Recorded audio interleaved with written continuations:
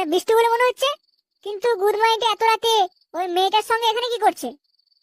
দেখি তো খানকি ছেলেটা কোথায় যায়। এ কি, এটা তো পুলিশ স্টেশন, কিন্তু এরা এখানে কি মারাতে এলো? হুম, সামনে গেলে ওদের সব কথা শুনতে পাবো। যাই, সামনে যাই।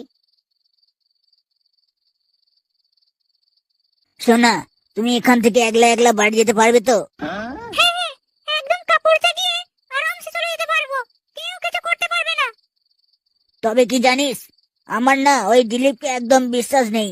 ওই চুদির ভাই যদি আমার নামে সবাইকে বলে দেয়। ঠিক আছে, তার ব্যবস্থা আমি করে দিচ্ছি, তুমি নিশ্চিন্তে ঘরে যাও। হি হি হি, আমার সোনা মানা।